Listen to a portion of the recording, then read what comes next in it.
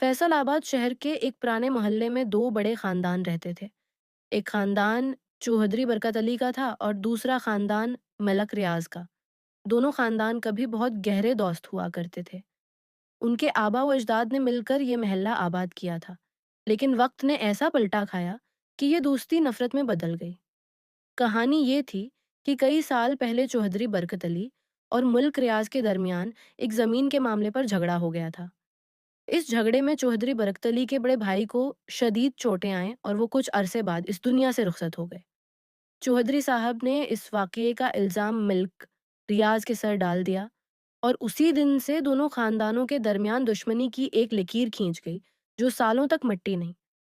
उन दोनों घरों के दरमियान सिर्फ एक गली का फासला था, लेकिन दिलों के दरमियान कोसों की दूरी आ चुकी थी। मोहल्ले वाले भी जानते थे कि चौधरी साहब के घर का कोई फर्द मलिक साहब के घर की तरफ नज़र भी नहीं उठाता, और ना मलिक साहब के घर वाले चौधरी खानदान का नाम लेना पसंद करते थे। दोनों खानदानों के बच्चे भी इसी नफरत के माहौल में पले बढ़े थे। इन्हें बचपन से यही सिखाया गया था कि सामने वाला घराना उनका दुश्मन है। चौधरी बरकत अली की एक बेटी थी जिसका नाम सुना था। सुना बहुत प्यारी और सुलझी हुई तबीयत की मालिक थी। वो गवर्नमेंट कॉलेज में बीएस की तालबा थी और पढ़ाई में बहुत आगे थी। इसकी आंखों में एक अजीब सी मासूमियत थी और उसके दिल में सबके लिए नरमी थी। वो कभी भी अपने वालिद की इस पुरानी दुश्मनी को सही नहीं समझती थी। उसे लगता था कि बड़ों की लड़ाई में नई नस्ल को क्यों उलझाया जाए।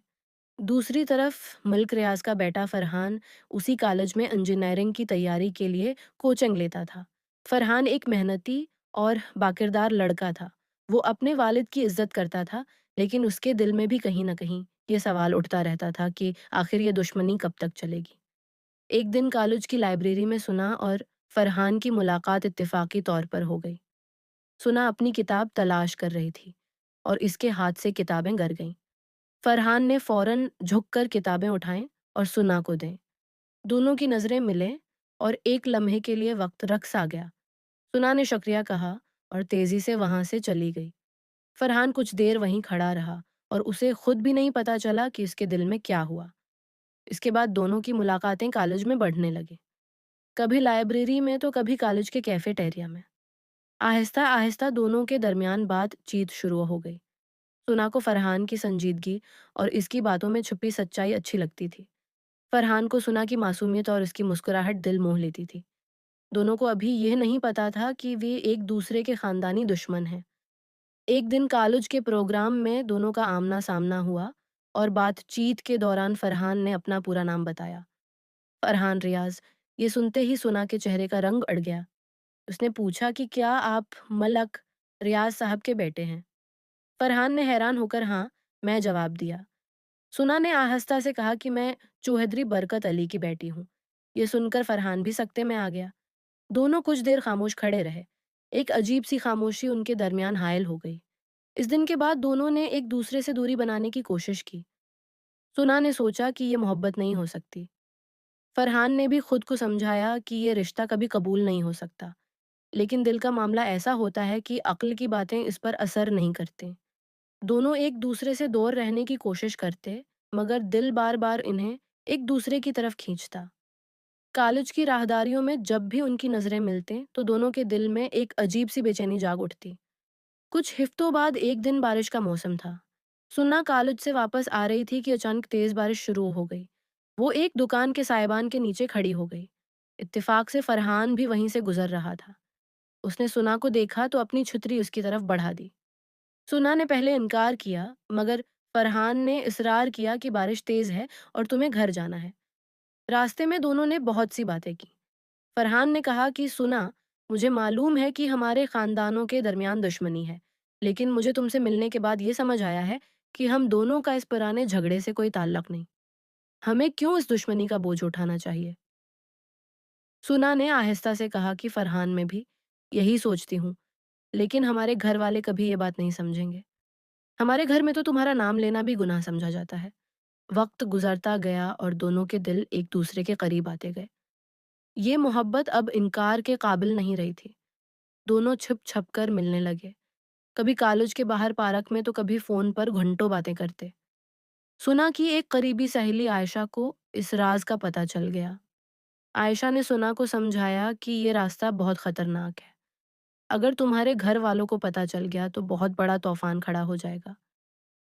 سنا نے روتے ہوئے کہا کہ عائشہ، میں جانتی ہوں یہ سب کتنا مشکل ہے، لیکن میں فرحان کے بغیر اپنی زندگی کا تصور نہیں کر سکتی۔ عائشہ نے اسے گلے لگا لیا اور کہا کہ میں تمہارے ساتھ ہوں، لیکن جیسا کہ ہوتا ہے راز زیادہ دیر تک چھپے نہیں رہتے۔ ایک دن چوہدری برکت علی کا ملازم اکرم بازار میں سنا اور فرحان کو ساتھ چائے پیتے دیکھ لیتا ہے۔ اکرم فوراً بھاگا بھاگا چوہدری صاحب کے پاس گیا اور ساری بات بتا دی۔ یہ سنتے ہی چوہدری برکت علی کا خون کھول اٹھا، ان کا چہرہ غصے سے سرخ ہو گیا۔ انہوں نے فوراً سنا کو بلایا۔ گھر میں ایک خوفناک خاموشی چھا گئی۔ چوہدری صاحب نے چیخ کر پوچھا کہ کیا یہ سچ ہے کہ تم ملک ریاض کے بیٹے سے ملتی ہو؟ سنا کانپتی ہوئی آواز میں بولی کہ ابو جی مجھے معاف کر دیں، لیکن میں فرحان سے محبت کرتی ہوں، وہ بہت اچھا انسان ہے۔ یہ سنتے ہی چوہدری صاحب نے زور سے میز پر ہاتھ مارا اور کہا کہ میری زندگی میں کبھی یہ رشتہ نہیں ہو سکتا۔ اس خاندان نے میرا بھائی مجھ سے چھینا ہے اور تم مجھے کہہ رہی ہو کہ تم اسی خاندان کے لڑکے سے محبت کرتی ہو۔ یہ کبھی نہیں ہوگا۔ آج کے بعد تم گھر سے باہر نہیں نکلو گی۔ اسی طرح دوسری طرف ملک ریاض کو بھی جب پتہ چلا تو انہوں نے فرحان کو بہت ڈانٹا۔ انہوں نے کہا کہ تم نے میری عزت خاک میں ملا دی۔ چوہدری برکت علی کی بیٹی سے محبت کرنا میرے لیے سب سے بڑی توہین ہے۔ فرحان نے ہمت کر کے کہا کہ ابو جی وہ لڑائی آپ کی نسل کی تھی، اس میں سنا کا کیا قصور ہے؟ ہمیں اس دشمنی کو ختم کرنا چاہیے، نہ کہ اسے آگے بڑھانا چاہیے۔ ملک ریاض نے غصے میں کہا کہ تم مجھے سبق مت سکھاؤ، آج کے بعد تم اس لڑکی سے کوئی رابطہ نہیں کرو گے۔ دونوں گھروں میں ماحول بہت کشیدہ ہو گیا۔ سنا کو گھر میں قید کر دیا گیا، اس کا کالج جانا بھی بند کر دیا گیا۔ فرحان کو بھی اس کے والد نے سختی سے منع کر دیا کہ وہ سنا سے کسی بھی طرح رابطہ نہ کرے۔ دونوں کے دل ٹوٹ گئے مگر ان کی محبت میں کوئی کمی نہیں آئی۔ سنا راتوں کو اپنے کمرے میں چپکے چپکے روتی رہتی۔ اس کی ماں شبانہ بیگم بیٹی کی یہ حالت دیکھ کر بہت پریشان ہوتی۔ ایک رات شبانہ بیگم نے سنا کہ کمرے میں آ کر اسے گلے لگا لیا اور کہا کہ بیٹی مجھے بتاؤ تمہارے دل میں کیا ہے۔ سنا نے روتے ہوئے سب کچھ بتا دیا۔ شبانہ بیگم کی آنکھوں میں بھی آنسو آ گئے۔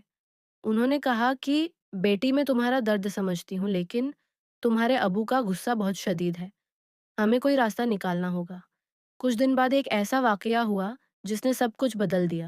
چوہدری برکت علی کو اچانک دل کا دورہ پڑ گیا، گھر میں کہرام مچ گیا۔ فوری طور پر انہیں ہسپتال لے جایا گیا، مگر شہر کے اس چھوٹے ہسپتال میں مناسب علاج ممکن نہیں تھا۔ ڈاکٹروں نے کہا کہ فوری طور پر انہیں بڑے ہسپتال منتقل کرنا ہوگا، ورنہ ان کی جان کو خطرہ ہے۔ رات کا وقت تھا اور ایمبولینس کا انتظام مشکل ہو رہا تھا۔ اسی دوران کسی نے یہ خبر ملک ریاض تک پہنچائی۔ ملک ریاض کا دل ایک لمحے کے لیے پگھل گیا۔ برسوں کی دشمنی کے باوجود ان کے دل میں انسانیت زندہ تھی۔ انہوں نے فوراً اپنی گاڑی نکالی اور خود چوہدری صاحب کے گھر پہنچے۔ فرحان بھی ان کے ساتھ تھا۔ ملک ریاض نے کہا کہ چوہدری صاحب کو فوری طور پر بڑے ہسپتال لے کر جانا ہے، میری گاڑی حاضر ہے۔